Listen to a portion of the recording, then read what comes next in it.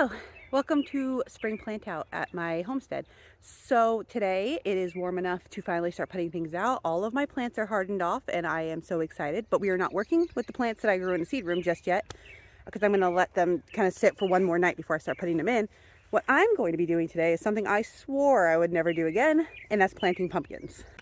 Now the question might come up of why I swore I would never plant sweet little pumpkins ever again, because sweet little pumpkins are so cute and my kids love picking them and we love to carve them and they're great in the fall.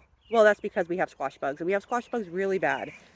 But my kids love pumpkins and I honestly missed not having them last year. So we're going to plant them again. We're going to do smaller varieties of pumpkins. We're not doing the crook neck this time. We did those last time. I'll put a picture. I don't remember their actual name. Kershaw, I think. We did those the one year. I'm not doing those again, but I am doing a couple different varieties of smaller pumpkins, which I'll show you here. So I'm doing, this is not a pumpkin, but it's the birdhouse gourd. I'm doing this for homeschool projects in the fall. I've got the Howden pumpkin. This is my biggest pumpkin I'm going to grow. And this is the one that the squash bugs really, really gravitate toward. I have weeby little pumpkins. Small sugar pie pumpkins, which I don't intend on eating. I'm only growing them because my kids are little and they don't, carving a giant jack-o'-lantern for them is not, they're not really all that interested for that long. They want something they can paint, and that's what we use the sugar pies for. And then the Jack B. Littles, because they're just so sweet and they look great on a fall table and I just want to have a whole bunch. So let me show you where we're working at today. All right, here is my front yard field that we're going to be working in. And it is not a huge field of pumpkins. I'm going to go kind of small, but I've already kind of dug out some rows. Down on the end, you see the kind of patchy grass. There's yarrow planted over there, and I haven't weeded around the yarrow. I need to still do that, and I'm going to this year. I just haven't gotten to it.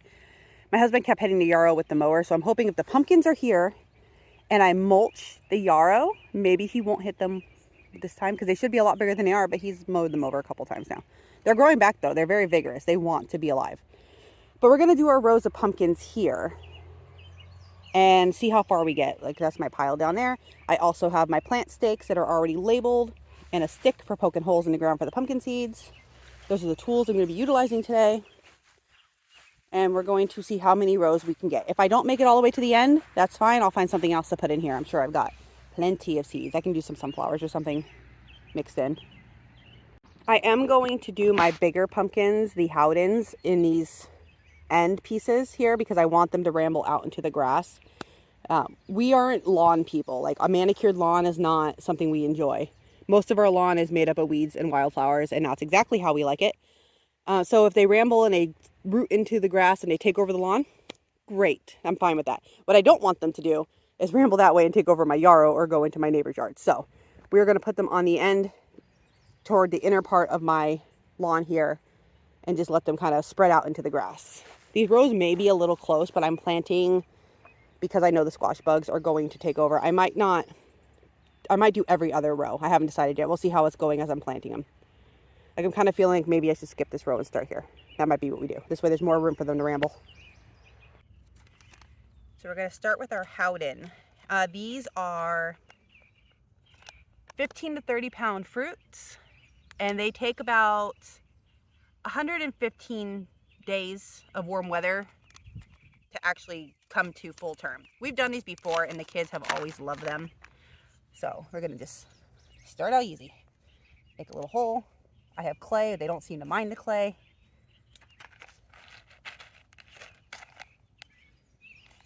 Pop my seed in, cover it up with a little bit of this other stuff I got going on the side from where I dug out, and just kind of go down the row.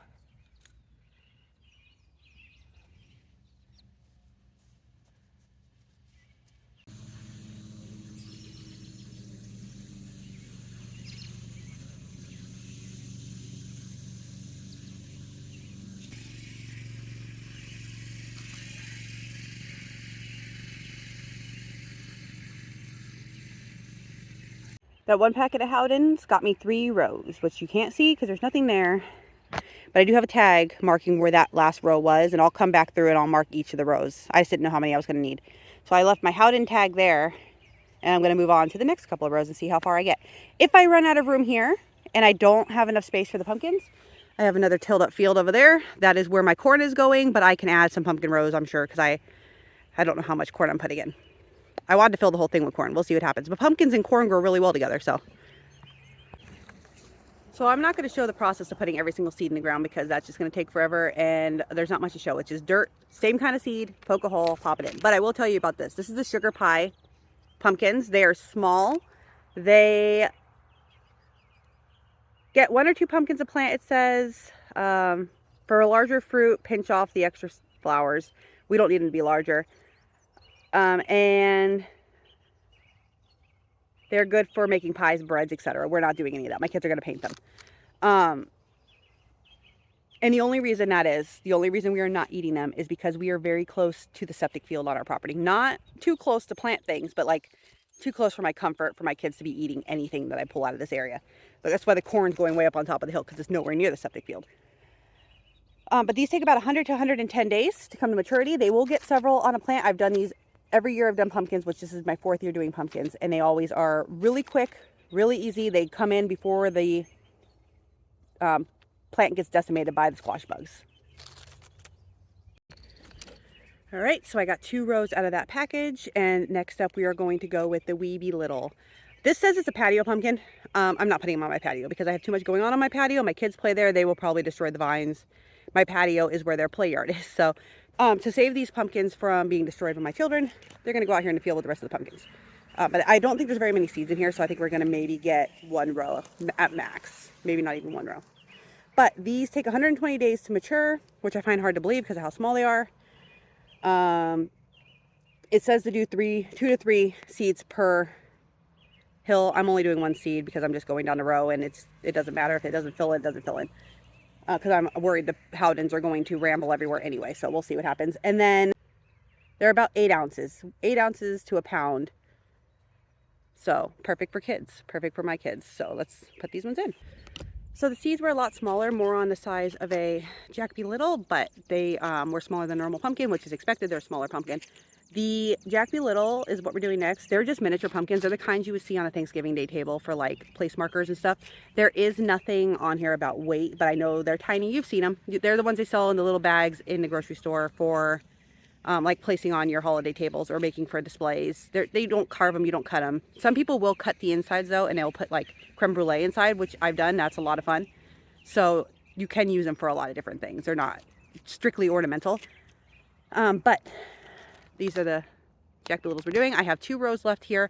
I think the Jack B. Little is probably going to only take us 1 row, and then we'll do the birdhouse gourds. But I'm contemplating whether I want to put the birdhouse gourds up with the corn so that they don't ramble into my yarrow, because these are going to get really close to the yarrow. And these do vine out quite a bit, but they don't vine out as much as the birdhouse gourds are going to. So I'll kind of decide, see how far these packets take me. I might be able to get 2 full rows, and I also might leave 1 row blank. Haven't decided yet. We'll see what happens when I'm over there.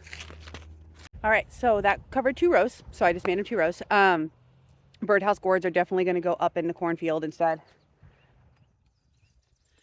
And when I go to do the video about doing the corn, I will bring you back for that. But I don't have my corn seeds because I thought I had enough this year, and my packet is not full. I must have used some last year and didn't realize it. So I have to go acquire more corn seeds and get them soaked, and then we'll come back for the corn video. But this is what we have going on as of right now. I have 3 rows of our Howden, which is that tag right there. 2 rows of the sugar pie pumpkins.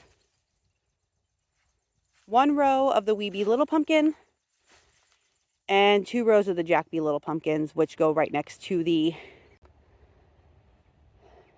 really messy yarrow area. Which yarrow, this all looks like weeds at the moment. Yarrow are these plants here. And I can show you a bigger version when I go back up into the top, because I have some more in the backyard. My husband hasn't hit with the mower, but he's mowed these over twice, maybe 3 times, just this season.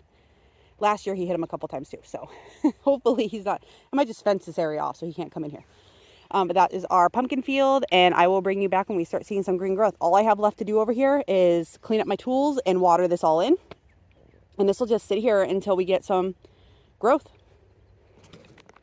So thank you so much for watching me plant pumpkin seeds and listen to me talk about the different varieties of pumpkins on this, what will be the most stressful part of my garden this year, because I've got to chase the squash bugs and be out here spraying with the organic sprays and hopefully not having any pumpkins die. Pumpkins do better. I've seen people trellis them. I've tried trellising them.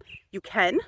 They do better if they can ramble on the ground, because all their little tendrils will root into the ground. They'll start to make little roots, and that's where they get more nutrients. So if the squash bugs or a squash vine borer does take out the main root, they're making more roots as they go. So it's healthier for you to let them ramble in the grass, which is what we do. We have almost an acre, about 3/4 of an acre of a front yard, and the rest of our house is on the back half of the acre. We don't care about the grass. It can just ramble as it wishes. It's not that big of a deal for us. But if you have a manicured front yard, you might not want them to be rooting into your front yard. But we let them go. So I will bring you back when we have pumpkins growing everywhere, when we have little bits of green in the garden, hopefully soon. And thank you so much for watching me today, and we will see you next time. Bye.